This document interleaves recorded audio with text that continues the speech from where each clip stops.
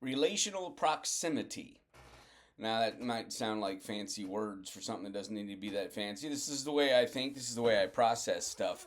So, this one's just of my own head. This is not Keith Drury or Patrick Lencioni or anyone else, but I found this to be eminently useful, especially in the pastoral ministries, but it is useful for every single life, trying to maximize not just productivity, but maximizing your responsibilities in this life. And so the relational proximity is a chart. It's an x-axis and a y-axis. And so in many ways, on one of those axes is the significance of the event.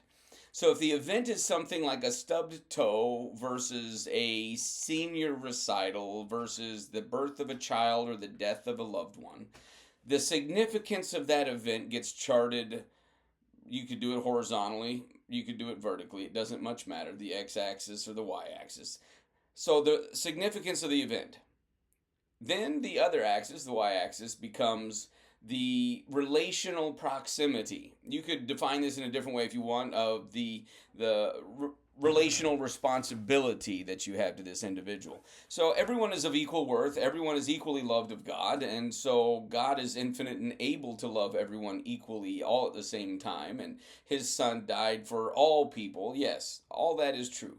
And we're called to love our neighbor as ourselves. That is also true. But what is not true is that we're called to love in action, in deed, in an equal way for every human being on the face of the earth.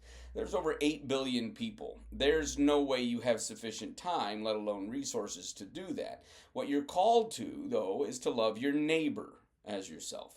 And neighbor is a way of describing those who come near, those who are near to you. The nearness, to some degree, is what mandates your response. Now, sometimes the nearness is defined by relationship, as in your own child, your own spouse, your own small group, your own friend group, your extended family and friends, all those sorts of people, strangers, foreigners, enemies, all of those sorts of things, although I'm going the wrong direction, I just realized with those. The nearer they are to you, the more responsibility you have for them. So, for instance, the scriptures say that he who doesn't provide for his family has denied the faith and is worse than a pagan. In a positive way, in Proverbs it says that a righteous man leaves an inheritance for his children and his children's children. And so, the way I utilize this chart in my own head, and I don't actually have a printed out chart, I don't have it graphed somewhere, but what I do to discern what my response should be is what is the significance of the event and what is the significance of the relationship. Because everyone is equally significant, but not every relationship is equally significant. So, personally, let's say I have my child stubs their toe, a small group member stubs their toe, somebody that happens to live in the same community stubs their toe, somebody on the other side of the globe stubs their toe. So now we've limited the variables. It's a simple equation of which relationship has greater proximity to me. Which one do I bear more responsibility for? And obviously, I wouldn't even be aware of the person on the other side of the globe. I wouldn't even be aware of the person in the same community in all likelihood, unless I happen to see it, in which case my proximate location might require a greater response. Small group. But my child, now my child stubs their toe, especially when they're young and they're crying.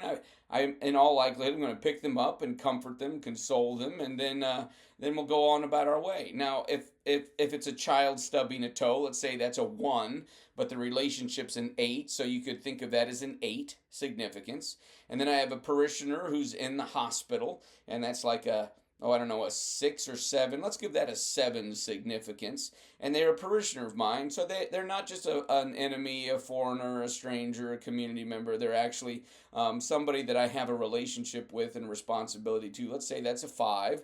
And so then you've got a 5, 7, 35 beats 8. And so it's not to treat people callously like they're a number. But what it does is it helps me to not ignore my family all the time because the events aren't as significant as the people in my congregation are going through events. Because the reality is, for pastors, and also for people in charge of other organizations, is that if you go solely on the significance of the event, the people most important to you will not be most important to you. At least they will certainly not feel it, because you're ignoring them time and time and time again. This is one of the reasons why there are so many divorces in the ministry. It's because the pastor, normally male, is having an affair on his wife with the church.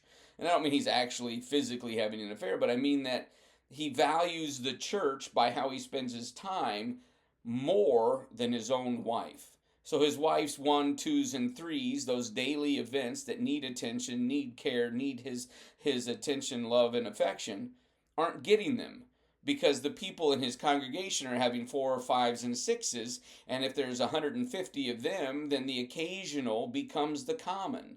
And so every day there's a four, five, or six that he needs to deal with, and because he forgets about the relational proximity axis, his wife feels unloved and uncared for, and his children grow up to hate the church. Now, this is not equally true, but it is also true of anyone in any occupation, anywhere. Consider how significant the relationship is in conjunction with how significant the event is, and then schedule your time accordingly so that you are not a pagan and worse than an unbeliever.